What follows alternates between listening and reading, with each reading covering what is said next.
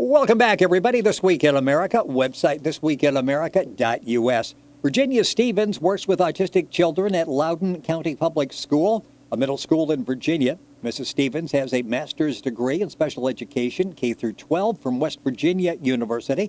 Has taught children in West Virginia and Virginia with special needs in the fields of specific learning disabilities, emotional disabilities, and autism for nearly 25 years. Her current special interest is in the field of autism spectrum disorder.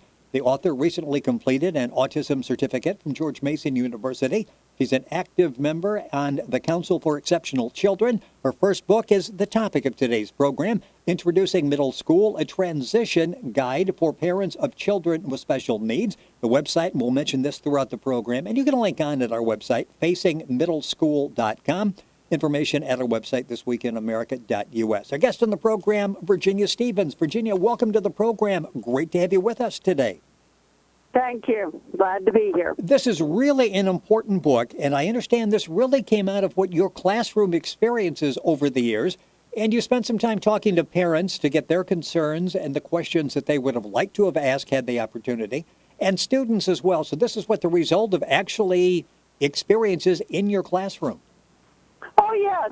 This came out of back-to-school night where a lot of my parents, at the time I was the autism teacher. Now I am out in team taught. This is where you have a regular ed teacher and a special ed teacher where I'm really servicing more people. But at the time of this book, I was the autism resource teacher, and I had many parents sitting in a room telling me their stories, and some of them are rocket scientists from NASA, satellite company owners, and they were just men and women crying, telling their stories of, how they were afraid in middle school and, some of the experiences that they had in elementary school. And it was so moving for me. And at the time I was at George Mason, and I thought about at the end what my final project would be. And I thought I want to do something because I held one woman that night. She was crying so hard, and I said, "You need to look at me." I said, "I will have your son for 3 years, and I promise you I will take care of him." And I have to say something without, of course, saying a name. I went to his high school graduation party this summer. Fantastic. And that has to be the rewarding aspect of what you do. Virginia Stevens, our guest on the show. The book is Introducing Middle School, a transition guide for parents of children with special needs. And you're helping so many families and children that don't even know you and you don't know them through this book. It is so well done. It is so well organized. It is very simple and easy to read, but it just states basically step by step the process. The website is facingmiddleschool.com. Information at our website, thisweekinamerica.us. And you've said in some cases, the parents really are more uptight going into the situation that even the kids. It's a traumatic time for parents as well, isn't it? it is, absolutely. It's fear of the unknown. What they hear maybe from other people. And just, it's a big deal, 6th, 7th, and 8th grade, because they're going, when they leave me in 8th grade, these kids are students are 13 to 14 years old, and when they get there in 6th grade, they're 10 going on 11, and the parents, they just, they did the IEP in the spring, they've talked to a representative from the middle school, and they have the IEP, that's an individualized education plan, and they've looked at that, they've signed that, and then when I think what happens, they start to really look at this, and especially if there's no one ahead of them, if this is their oldest child, they're really concerned what's going to happen, and the kids get nervous. In fact, from chapter 1, where it talked about easing fears about middle school, I told a bunch of kids, and not all of them were special ed. Some of them were general ed, too. And I said, tell me everything you're afraid of. and or what you were afraid of. We did that within the first couple of weeks of school. It was everything from combination locks, being what happens to me if I'm late for class, not having friends, having to be in the cafeteria. Is it too noisy? Am I going to have to sit next to somebody that I don't know? Will they talk to me? Am I going to look different? Are my classes too hard? Am I going to get lost? Am I going to lose and not go on the right bus? And worrying if somebody's going to bully me. It is not really being stuffed in a locker. Well, yeah, and you talk about that as... They were worried about that, too. And you talk about that as one of the great myths that everybody, that's their concern, because we see that depicted all the time. You're going to end up in a locker, and that doesn't really happen that often. No. In 30 years of teaching, this is about almost my 30th year, I've never seen anybody pulled out of a locker. But you see in funny movies and stuff. Yeah. You see that happening, and it depends if they know what's imagination and what's reality. So, but everybody each has their own fears. I think the biggest fear really is fitting in and not sticking out.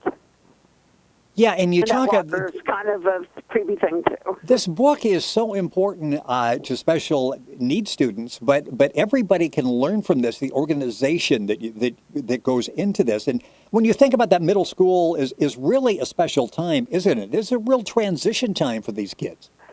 Oh, absolutely! It's a time where really they're more aware of themselves. They're starting. If they haven't already started to, they are going through puberty, and for children with special needs, it's almost a double whammy. And they're very aware of what other people think of them. They look at themselves, what do I look like? And it's just a whole myriad of different things that they're suddenly aware of. Maybe as a younger child in elementary, they probably didn't care about so much. The book is called Introducing Middle School, the Transition Guide for Parents of Children with Special Needs. Virginia Stevens, our guest in the program. The book is available all across the country, and information at her website, which is very simple, facingmiddleschool.com. Information on Virginia, information on the book, and you can order the book there as well. And it lays it all out, and we don't have time to go through all the chapters. We'll begin with one of the first ones, which is what schools can do to help with transitions. And you've been involved in that on the front line for a number of years, as you mentioned. Yes. Are schools really now prepared to take on the special requirements? Absolutely. Part of it from IDEA, that is a federal law which says that all children that are identified from 3 to 23 will receive a fair and education in a least restrictive environment. So, yes, they are prepared for it. And parents can rely on the school. You talk about a couple of things that jumped out there. The request a peer buddy and get the schedule as soon as possible. So a peer buddy is that's someone that can actually, that's been there, that can actually assist your child in getting through the early days. Yes. They often do it also, not only, depends on the school. I won't say that they're at every school, but, somebody like that, you would talk to the guidance counselor and ask if they could set up something. They have social groups. They have something like that, a peer buddy. There are various things at different schools, too, throughout our country to help students. They ask for it. If they know that a parent knows to ask for it, because we have students that even in our school do something like this. Yes. And get the schedule as soon as possible. When is that generally available that you can take it, review it, and then go over that with your child? Usually, when they have their IEP meeting in 5th grade, the school representative will bring something over, and they will talk about, because they have them fill out a schedule. Now, schedules are always subject to change, but usually they get it during the summer, and then if there's something they don't like, as you know, because most teachers everywhere across the United States, we are in school a couple of weeks before kids ever go back. And, often I've seen parents come in, call me, they find out I'm the case manager, and say, well, there are a couple things here I'm really concerned about. You think we can talk about it? And sometimes they require IEP changes, such as a change in the accommodations, or if we change a classroom services. And sometimes it's nothing. It's just, we decided that, maybe this, not in middle school taking a foreign language, we'll decide to wait till high school and then putting something else in. Or some kids, depending where you are in our school, 8th graders have an hour and a half because we're on block schedules for resource, but in 6th and 7th grade they have electives and they only stay for 45 minutes. But I do have students that they decided that, maybe 90 minutes was better. So we do things like that because one thing someone has to remember is that an IEP is a living contract. It can be changed. So our guest on This Week in America, yeah, and you talk a lot about that in the book. There's a very important, at the beginning of the book, a very important chapter on questions parents should ask the middle school representative. And that's good because so many times you're in that situation and you don't think of everything when you're trying to. And these are parents that have been through the situation. The book written by Virginia Stevens is Introducing Middle School, a Transition Guide for Parents of Children with Special Needs. The website where you can get all the information is facingmiddleschoolchildren.com. And, of course, we'll have a link to that on our website, thisweekinamerica.us. One of the chapters deals with fitting in, and you've talked about that before, and you mentioned this is one of the most important questions as a child is going in, and a parent worrying about the child is, will they fit in? It's a new environment, new people, new surroundings, that type of thing. And you're saying that's really basic. If a child is comfortable, they're going to do okay, but that's important how they fit in. Oh, absolutely. And sometimes, it's simple things, seeing what they advertise on television, what they're wearing, seeing what other kids wear in the neighborhood. And in some cases, students have older siblings. And I just usually say, don't go buying a ton of clothes until you see what's kind of happening. And you can find this out, like I said, from people in the neighborhood. Or what we do in the springtime is from the elementary schools, they bring over all the students, I say, that feed into our particular school, Blue Ridge Middle School, and they take them on a tour, yes. And then a parent can, ask to be taken on a private tour. If that's what they'd like to do. I've had students that I went over with them, for example, to the high school, because that's, of course, the next step after middle school. And then some of my parents called and said, do you think we could do this at a little later time? And it would just sort of be a private thing. Because usually you have students that are, in the SCA, Student Council Association, and they're the kids that are taking the students on tours. And, some particular special ed student may want to ask extra questions. And, at the time they can't do it. But I always have told my students, bring a piece of paper with you, let's write it down, and we'll find out at a later time. Introducing Middle School, a transition guide for parents of children with special needs. That's the book. The website is facingmiddleschool.com. Virginia Stevens, our guest on This Week in America. Time going by too quickly. The book I mentioned is really meticulous in its outline, in its detail. And part of fitting in, you wonder, okay, they're meeting new kids. How do I prepare my child to have a conversation, to attempt to fit in? And you have what you call conversation boards, and everything is laid out there. How you really can engage in a conversation. Because you've got to realize somebody that is uncomfortable speaking. I mean, I could write a dialogue, like for a TV show, but that's not realistic. You're trying to find out, what subjects are they interested in? Is it music? And I taught one student I said, you don't have to know anything about football because you're looking at Stevens who doesn't. And I said, but it doesn't hurt to know who some of the quarterbacks are. And I said, just enough knowledge that when someone talks to you and asks you what you think, you should at least have a little bit of idea. Like over here, we know who Robert Griffith III is, or Joe Flacco for the Ravens. Yes. So, just knowing basic things like that, or if people are into music, something.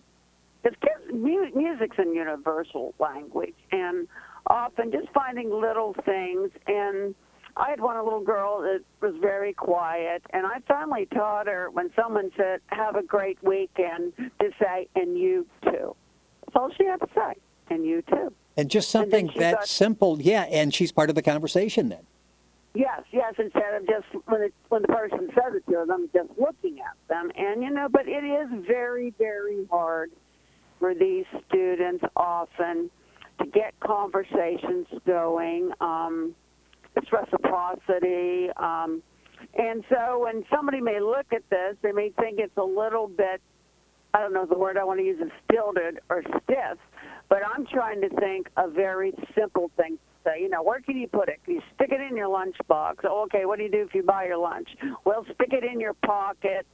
And, just practice. And if they even have to say the same things over and over until they're comfortable, I don't think there's anything more uncomfortable to be sitting at a table and everybody else is talking and having a good time and you're sitting there. Yes, and we've got, just a couple minutes left in the show. And the book, again, because it's so important, is Introducing Middle School, a transition guide for parents of children with special needs. Website is facingmiddleschool.com. Basically, a number of chapters come back to organization. And you say that's really one of the biggest keys to success is organization. And I guess part of everything we've talked about falls generally under that umbrella of once you're organized, it's a lot easier to blend into this new community. Well, absolutely. And sometimes in the summer, they get lists for a certain grade of what things they need. Now, some students can have all the notebooks, but I always say if you're going to have notebooks, then number them. This is block 1, block 2, block 3, so on and so forth, that you aren't grabbing the wrong notebook and, sit in a class and realize, this isn't my science book. Now, for some students, I've also said that, and I've even written it into an IEP, that they would use a binder. This is one of these zip things, and then they can put folders in it, homework, and it goes on for the different subjects, if they stick it in one place. Now, the challenge is, and they often have somebody like me in resource, that we say, bring the binder in and let's reorganize it. And that's part of it. Or if you have parents that have time to organize them at nighttime, let's put everything in the right place. Now, there are some people that have A and B day binders. Not all schools have the same system that Virginia schools do, but we have, like on A days, it would be blocks 1 through 4, B days 5 through 8. So depending on what the subjects are, they may want to have binders for those 2 different days. And some kids handle it really, really well. I'm not saying that is the only thing you can do, but it's one of the ways. Now, they have to adjust to it, and sometimes they bring the B day on the A day, but it's a matter of time, and, they get used to it. There's not one set way, but I try to think of ways that they don't leave their things all over the place. Are they sitting on the floor, pulling things out of the locker? Well, a lot of great organizational tips. One of the other chapters in the book, and there are a number, and they're all very easy to read, all very well laid out. Be your child's advocate. Another is summer ideas to ease the anxiety of facing a new school year. And you close with combination lock practice activity. We're back to that, but that's like a major concern is the lock and being able, it's a concern of mine too, because they don't seem to ever work the way you think they're going to, of making sure that you've got the combination and the lock is actually going to work for you. So I would say go to Walmart, go somewhere, and go get a combination lock and practice it during the summer. It is the same combination, right, left, right. And for those, I've had people, though, that is very difficult for, really gives them anxiety. Then we put in one of the accommodations is that they will have, they actually take the lock out. and then they can use like a key to do that. And I've had several children over time that they've used their own type of locks, and that's what they worked with. It made them comfortable, and I admit in my desk drawer I had a couple extra keys. Well, Names on in case something happens. This is the definitive guide for parents with special needs students. It's called the Introducing Middle School, a transition guide for parents of children with special needs. Our guest on the program has been the author, Virginia Stevens. The website is facingmiddleschool.com. All the information on the book there. And you can link onto that at our website, thisweekinamerica.us. Virginia, thank you so much for being on the program. Appreciate it. Thank you. Thank you for having me. It's our pleasure. Bye-bye. You're listening to This Week in America, website thisweekinamerica.us.